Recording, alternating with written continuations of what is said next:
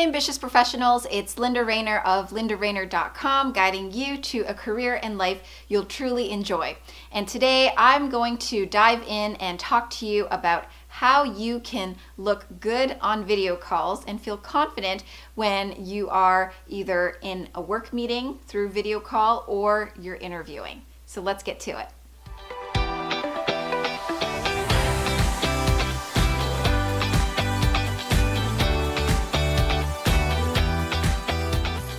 As a career strategist, I have had the honor of being able to help numerous ambitious corporate professionals to land their dream job offers. So if this is something that you're interested in working with me one-on-one, I can give you details about that at the end of this video.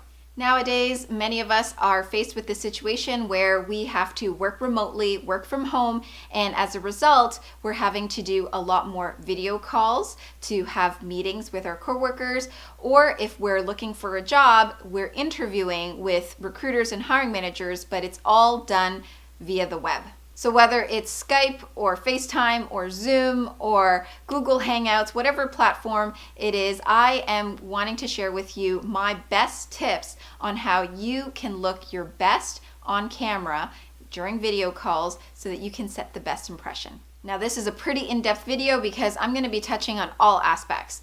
The camera angle, on your face and hair, on the background, on the lighting, on the sound, and all those other things. So let's get to it. So first, let's talk about the camera itself that you're going to be using. When it comes to video calls, you don't need a high-end, crazy special camera. The camera that's on your laptop should be good enough. If not, then I do recommend getting a separate plug-in webcam that you can use, such as a Logitech webcam, so that the quality of the camera is a little bit higher, it's more sharper, and helps you to look more professional. Now, besides the camera equipment, the other next important thing is the angle that your camera is on. So one thing that you really want to keep in mind, and that I've seen a lot of people make the mistake of, is they place their laptop cameras or their webcam cameras too far below their face. And so what ends up happening is they end up looking down every single time that they're in a meeting or that they're interviewing. And that creates the double chin effect. You want to have your camera at eye level to you so that when you're talking to your colleague or to the recruiter or hiring manager, it looks as though you're just talking to them face to face, let's say at a coffee shop, and you're both seeing each other eye to eye. So what I mean there is that you should place your laptop or your camera on top of a stack of books. If you can, place it on something so that the camera itself is eye level to you. Now the next aspect to the camera and the camera angle is how you're going to appear once you turn on that camera. So you want to make sure that when you're talking to your colleague or coworkers that you're actually looking either at them on the screen or you're looking right at the camera itself.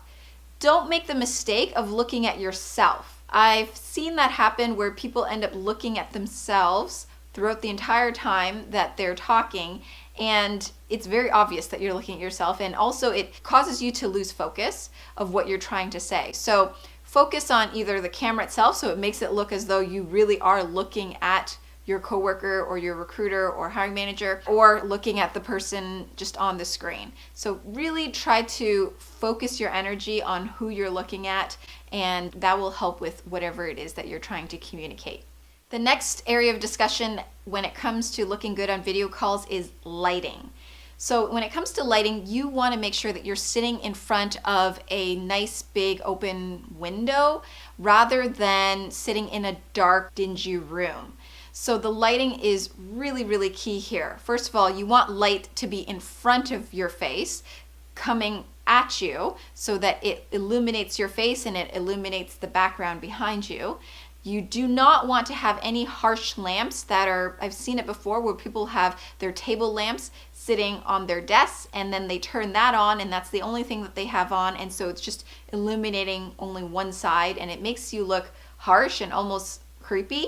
So you don't want that. You want good lighting. If the window isn't enough light, let's say it's a dark day outside for whatever reason, then you want to have other types of lights on in the room as well, and ideally turn them so that they face you.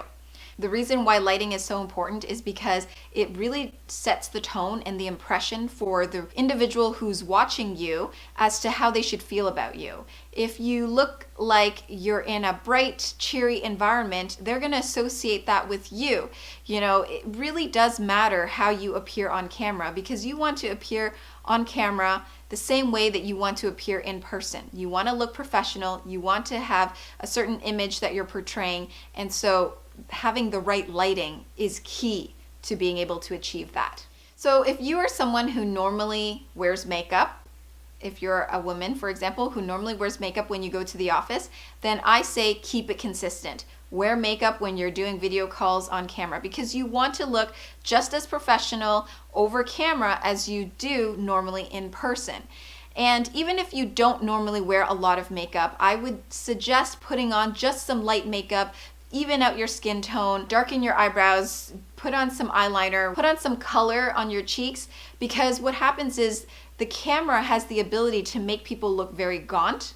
That's what I've noticed personally.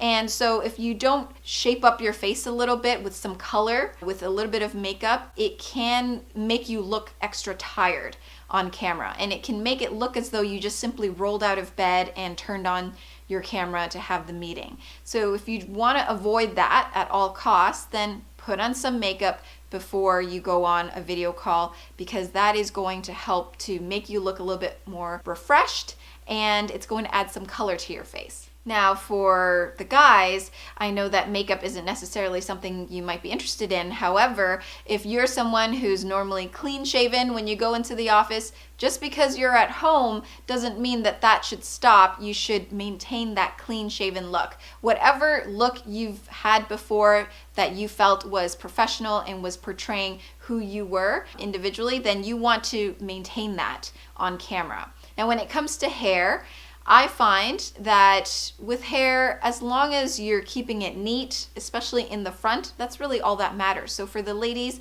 whether it's down or it's up in a low bun or in a ponytail, do whatever you need to do. Just make sure that you feel comfortable and that it looks clean and neat. And same thing for the guys.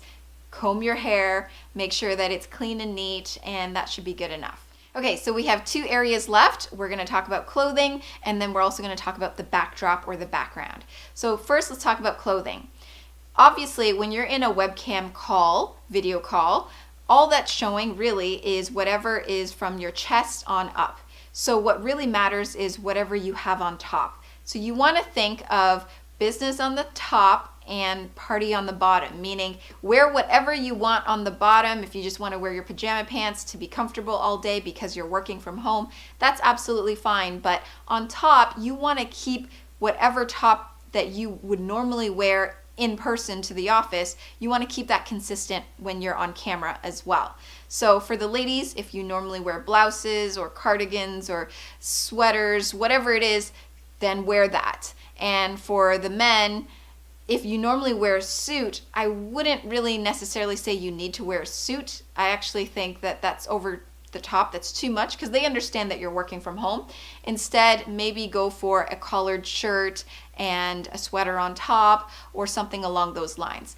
Keep it still business casual. Also, you want to be mindful of the colors that you wear on camera. The one thing that I've learned being someone who films consistently is that the colors that you wear are important. For example, photographers and camera people will say that you shouldn't wear black, white, or crazy patterned tops on camera because it has some sort of optical effect on the camera and it doesn't really help you to stand out all that nicely. So instead, I would say go for things in neutral colors or pastels. Go for colors that are soft on the eyes, that are easy on the eyes, not too harsh one way or the other. And finally, last but definitely not least, you want to think about your background or your backdrop when it comes to where you're sitting and where you've placed your camera to do a video call. The background is extremely important. A lot of people don't realize this. What I would say is you don't want to film with a backdrop showing your entire house, showing all the things that you have set up, put away, or thrown around. That could make you look like potentially a messy person if it's not clean. And then on top of that, it's also it exposes too much. I think what's good is to place your camera right in front of a wall so that the wall is behind you, and the wall shouldn't be just simply a blank wall. I would decorate it a little bit, maybe put up a piece of art or put up a plant, put up something so that it adds a little bit of color and it makes it look as though you're working in a professional environment as much as it can be, knowing that you're working from home. You want to give the impression that you're working in a bright, airy, cheery environment that is clean, that is neat, that is simple, and therefore adding a little bit of the decorations to the wall can help as well. Sometimes I find when people only sit in front of a wall and the color is a little bit dark or gray, it can make it look as though they're working out of a prison in some cases. So you want to avoid that, and you just want to have the nicest, most pleasant background that you can possible, especially if video calls is something that you have to do on a regular basis. Oh, I forgot one more thing. I said that background was the last tip that I had, but actually sound is the very last tip. So when it comes to sound, you want to use the microphone that is coming either through the camera or through your laptop, but if you find that that causes an echo or your voice isn't as clear, then I would consider getting an external microphone that you can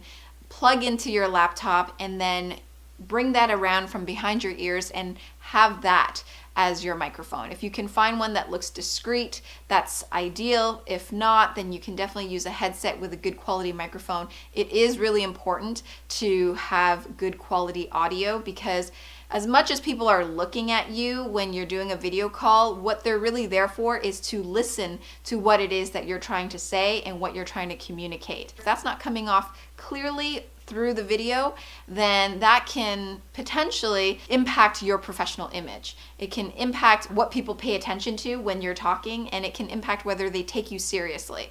So you definitely want to pay attention to your sound and make sure that it is crisp, it is clear. Okay, there you have it. Those are all my tips related to how you can set yourself up for success when it comes to doing video calls, whether it's for work meetings or for interviews. Now, if you're someone who is currently on the market for a new job, you've been looking for a while and you haven't yet found that right opportunity, and you realize that you need one-on-one professional help from me, then feel free to reach out. Head on over to my website, lindarainer.com/standoutgethired, read through the page, fill in the application form, and from there, if it seems as though we're a potential match, then one of my team members will be reaching out to you directly.